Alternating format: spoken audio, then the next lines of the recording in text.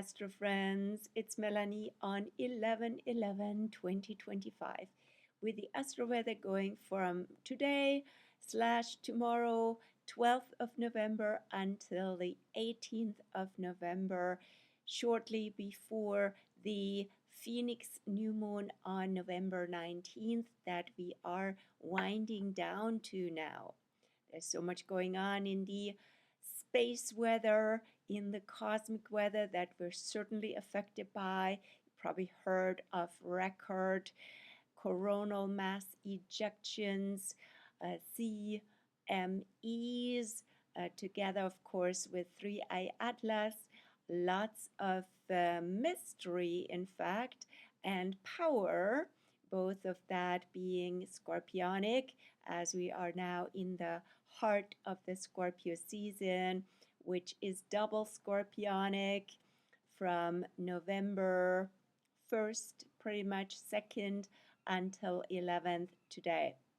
So we are now in this magical, mysterious soup, so to say, before things unravel and lots what has been sort of on our radar yet hard to decipher is revealed, and that can be effects of the last phase, the last 10 days of Scorpio with the Pisces undertone starting tomorrow the 12th until the 21st of November, the actual Phoenix day when Scorpio morphs into Sagittarius and Phoenix rises together with the Phoenix New Moon that we're having this year on the 19th/20th. So yes, we are moving into the last decade of Scorpio, as I said, with Pisces undertone. A lot of themes are really being revealed, are coming down, are coming together, as we're also in Mercury Retro since the 9th of November till the 29th, and as of today, also in the retro record of the year, as Jupiter has gone retrograde from end of Cancer to mid Cancer, today 11/11 until March 11 next year. So this is the retro record window, the absolute record of the year of retrograde planets from November 11th until the 27th, when Saturn closes that window. Saturn in end of Pisces is still retro, but it will go out of retro on the 27th. So this is a really a wonderful time to retreat, to regenerate, to find within what we might have looked for without on the outside. And that can happen in so many ways, dependent on the various planets and celestial bodies that are currently retrograde. Just name them. It's Mercury since the 9th. It's Jupiter since today. Still Saturn until the 27th. Chiron also retrograde in end of Aries and until 2nd of January, I believe. And then we have Uranus retrograde. Uranus just re-entered from Gemini, Taurus again. I'll say a few words about that too. This really, really potent week that we are just experiencing. And then we have Neptune retrograde, so end of Pisces. So a few of these planets, especially Jupiter, Saturn, and Neptune, are also part of the Grand Water Trine. While we're having this retro record, right, while we're at the end of Scorpio, we're also really emphasizing the end of all three water signs, which you can see in the end of Scorpio Phoenix New Moon chart for the 19th of November. So it's the 20th Eastern Standard Time at 1:47 a.m. For us here on Pacific, it's the 19th, will be on the 19th at 10:47 p.m. So what you can see here is this grand Water Trine, right? So 3 corners of end of water signs are activated with multiple planets involved. Jupiter in Cancer, Saturn and Neptune, end of Pisces, and so much end of Scorpio energy. Sun, Moon, Mercury Retro, Lilith, and even Venus nearby. That's massive. That's a big, big, yeah, massive water energy here emphasized. Water is, as you see also from the elements, covers like 2/3 of all the elements. 23 points in this weighing system is all in water. And that doesn't even account for an ascendant or a midheaven. So it's just from this grand water trine. This is really massive. So what is going on now, as also Jupiter being a key factor in that, turned retro today, and trines per se have also a Jupiter undertone or a Jupiter character to themselves. Plus, all of them, as I said, are at the end of the water signs, which all have a Pisces undertone. It's a big wash up, it's a big wash out of old energies, it's a big clearing. You can also say, or we can also intend this to be a clearing of Pisces age energies that we are still bathed in, immersed in, hooked in, and yeah, so programmed by, you could say. What is all that? This has to do a lot with suffering, the identity of the victim, of the sufferer, of inundation, inflation, in overwhelm, right? So, do we still need this? Do we need to be losing ourselves, being addicted even to all of that? And can we let that go? Release it with peace, with love. Breathe it out and send it to back to the universe, to where it came from, to have it recycled there and transformed into different energy that we don't need to attach to ourselves anymore. So a big theme for the Grand Water Trine. And yeah, so now in the retro record phase, this window, this 16-day window, is also, as I said, beautiful to just go inwards and find what we have been looking for, right? It's already in us.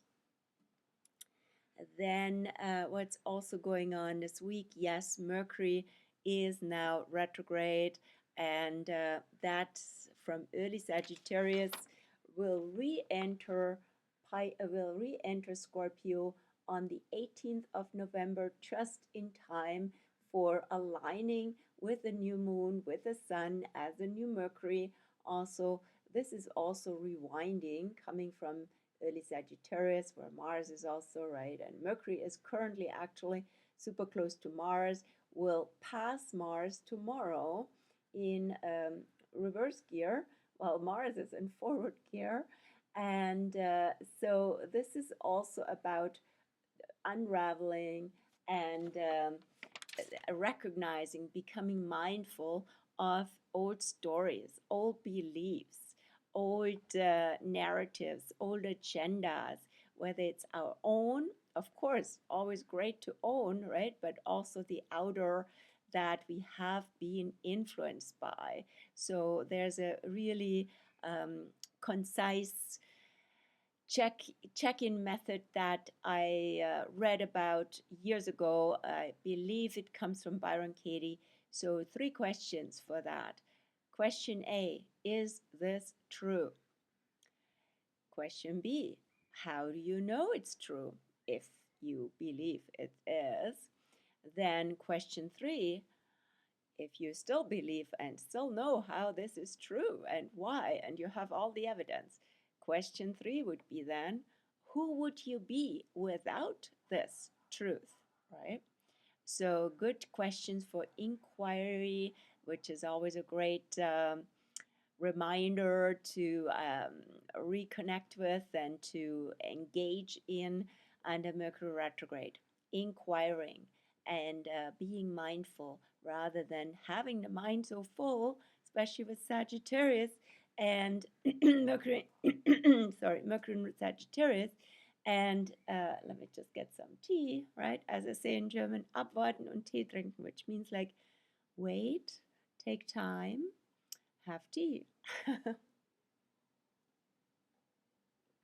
Okay, so taking a breather, taking another cup of tea, and yeah, and we can continue with the video here. I literally do this now.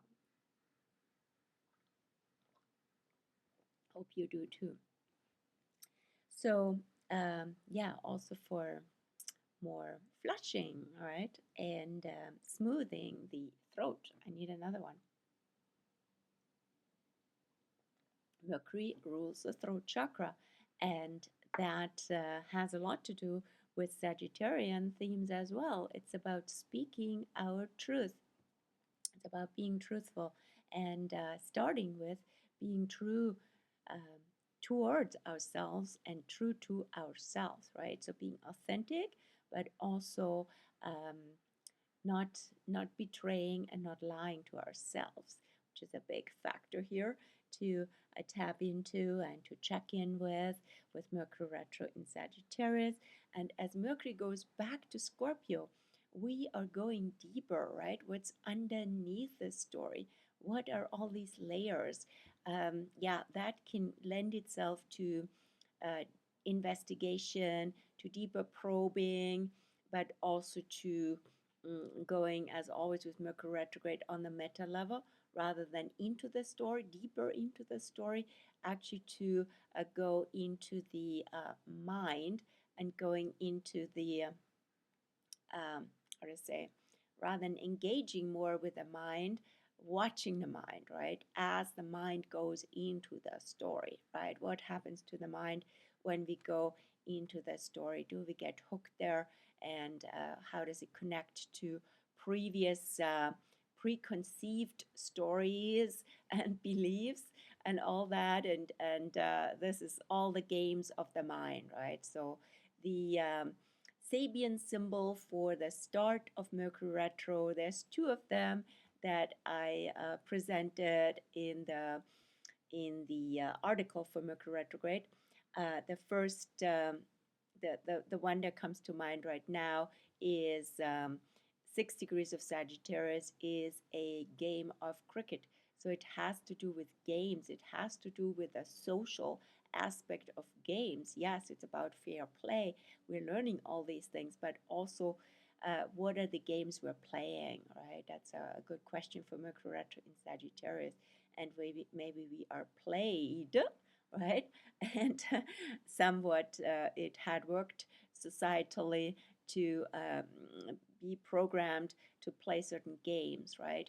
And then the place where Mercury comes out of retro is a soldier refusing to obey orders, right? So it's about going into one's own conscience and not going by the orders and games that are expected to be played by society, right? So it's at the bottom line of that degree is inner freedom, which is very much apropos Mercury retro, coming from Scorpio, coming from Sagittarius back to Scorpio and then going forward into Scorpio again, right? Finding inner freedom. This is crucial right now. And it can be a freedom from, as I said, all the old world, the old age, the old conditioning, a freedom for whatever, is authentic for you and what your vision is. And it can be ultimately a freedom that doesn't even have any attribute or any opposite, because otherwise it's still not really, really freedom. And always reminded of that, um, yeah, being sort of inspired by this freedom without opposite through Krishnamurti, who is the spiritual teacher you're probably aware of, and freedom without an opposite. That itself is a beautiful inquiry for this Mercury retro starting from Sagittarius going back to Scorpio. Okay, what else is on this Astro Week? We're having, tomorrow, as I said, on the 12th, we're entering the third decanate of Scorpio, which has a Pisces undertone. So it's all about what connects everything in essence. There's one question for that, right? So it's a deep mystical energy around that. And of course, with the waning moon approaching the new moon end of Scorpio, it's also a big wash out even of toxic energies. A wonderful time for detoxing and for clearing. If you're doing this at this point on physical levels, on material levels, on all emotional levels, wonderful time for ceremony and so on. Then we have tomorrow on the 12th also this alignment that I pointed out before. As I said, Mercury is retro. Mars is actually further back, of course, than it will be on the new moon. And Mercury and Mars meet somewhere here around 6 degrees, right? 5 degrees or so. And Mercury will go backwards, Mars will go forward. So the Mercury-Mars energy activated now with Mercury retrograde at the same time. Early Sag is a bit of a paradox, right? Because it's itself, Mercury, Mars, and Sagittarius very fired up, right? So lots of debates can happen, lots of news, explosive news, and things like, oh my gosh, this is very dramatic, and oh, where is this going? Is the question with Sagittarius, right? And at the same time, the direction is go inward, right? So I leave you with that. And we're having then on the weekend, on Saturday, on Monday, Sunday, Monday, we have the Sun end of Scorpio will create this exact trine alignment with Jupiter and with Saturn. And so it energetically connects the two in Grand Water Trine, even though it's not exact between Jupiter and Saturn, but energetically definitely there, right? And the Sun will step into it here on the 15th, 16th, and then the whole deal will be closed, so to say, by the new moon coming with Mercury as well. So there is a perfect alignment, in fact, having to do with the three water signs, Cancer being about care and gentleness and a welcoming energy. It's a beautiful energy for homecoming, literally, also with Jupiter retrograde in Cancer, homecoming in so many ways, and also our care and compassion for humanity, for it all, and feeling also cared for. It's like an energy of the great goddess. And we have end of Scorpio, the great mystery. And we have end of Pisces being also double Pisces, right? This is Saturn together with Neptune is about spiritual teachings that bring it all together. This is like a wonderful energy to step into, and its transcendence. Some people talk about ascension. I don't like that term so much because it's kind of unipolar in my sense, right? There's the energy going upward, onward, yet we also, it's just like chakras in that way, right? It's the ascending energy from root to crown, but we also need to ground the light, right? And also from crown to root, right? You have to go both directions to complement this energy, because we're here on planet Earth for a reason.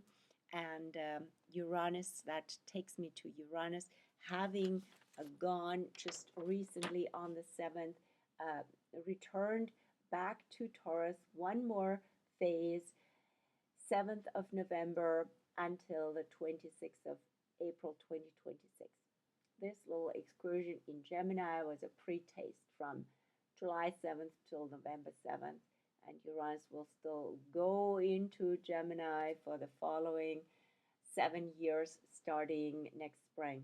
But currently, Uranus is back in Taurus. Uranus is the awakener, is the energy, the revolutionary, the liberation quality, and it is going back to Taurus. So it's also bringing the light of awakening onto the earth, and also seeing the earth itself as an awakening catalyst, right? So waking up in and through nature and through our body and our light body and our earth body, both united. And so, and that can be a beautiful experiences of awakening the senses. That can be symptoms of that, and also feeling the joy, the freedom that we embody. What does that take? Rather than being, pulled into its low vibration of Uranus and Taurus would be like, oh, nature is so disrupted, which is also a case, right? But do we again go into this victim mode? Do we go into the suffering mode, or do we bring the light? And the light can mean many things. The light can mean the light of your being, the light um, of information, of inspiration, but it wants to be something productive, not something destructive and something alienating and polarizing, but actually love, right? This is again fueled by love. That's again the Grand Water Trine, right? What connects, right? What connects it all? How can we connect the dots, but not in a adversarial way, in a loving and unifying and inclusive way.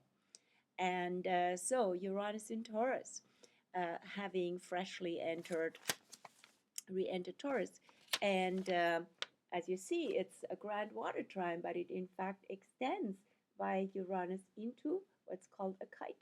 So the kite, the sextile is already here from Uranus and Neptune. They are now in this beautiful sextile, which they will continue next year.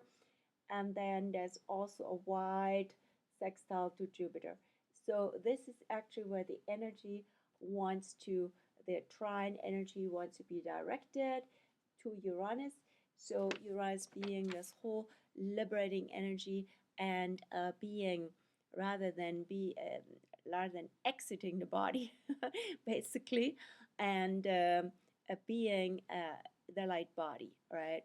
And having it grounded on planet Earth, right? So, what else is going on? Also, this week, Mercury will, on the 18th, I already mentioned that, just like chronologically again, bring it back home here. Mercury will re enter Scorpio on the 18th. So, it will be next week, just at this grand finale of Scorpio with the new moon, very scorpionic, right? You can see it here in the chart, and next week we look into that again, right? You have Venus, you already Lilith, then the sun is in Scorpio, but then there will be also Mercury and the moon. Whoa, whoa, whoa, right? But all on the cusp from water to fire, from Scorpio to Sag, Phoenix, right? And so Mercury re-entering Scorpio will be another game changer, where we're actually going deeper. We can maybe understand with the Mercury retrograde energy the deeper workings, the deeper layers, and what might have been hidden, what we might have covered and hidden from ourselves, and so on.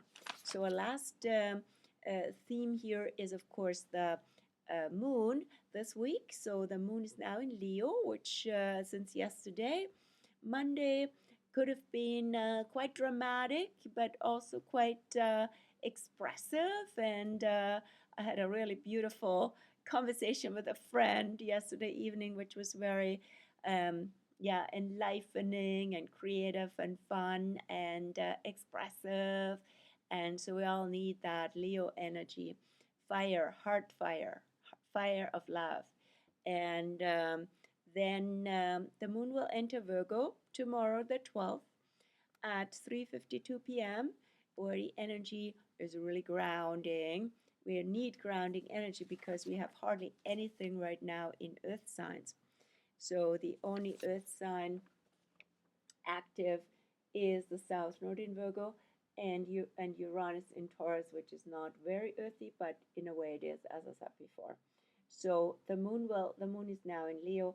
The moon will enter Virgo tomorrow afternoon. So that is a beautiful time to, especially with the waning moon, also for cleaning, clearing, and checking, maybe also with Mercury Retro, rechecking. Mercury is a ruler of Virgo as well. Rechecking, and I should also say Mercury Retro has rather a Virgo tone to it, which is sort of prudent, diligent, checking in, and making sure things are in place and we haven't forgotten anything, any tricky little detail here or there. So it would be great to check in also health-wise, wellness-wise. And yeah, and then the moon will be in Virgo until the late night to the Saturday the 15th. So pretty much all day Saturday and Sunday, moon in Libra until Monday afternoon. So waning moon in Libra can, again, together with Mercury Retro and so on, help us find balance, maybe through certain practices and certain, tools we might have used with Mercury in Virgo to bring us back into balance, into harmony, into peace. What can bring peace and release is a theme for the waning moon in Libra. And with Mercury Retro, it's also a good time to check in with fairness and check in with right relationship. Then the moon will then finally also enter Scorpio, be a double dark moon because it's Scorpio, she's in Scorpio, and she is just before the new moon, right? So double dark moon in Scorpio from Monday afternoon 1:44 p.m. on, feeding into that Phoenix new moon at the very end of Scorpio. So this is a very special window, that double dark moon in Scorpio. Really wonderful to release all sorts of toxic energies, dark energies that we might have still attached to, and trust also the process, because Sag is on the other side, that we will be regenerating and reborn from that. Okay, I wish you a beautiful week. What a magical, powerful time we're in. And yeah, if you like this video, let me know and give me any feedback and share it if it has value to you and possibly to others. I mentioned in the show notes always where you can find Astro articles, where my Facebook page is, and Instagram, and so on. And yeah, wish you a beautiful week. See you again next week. Ciao.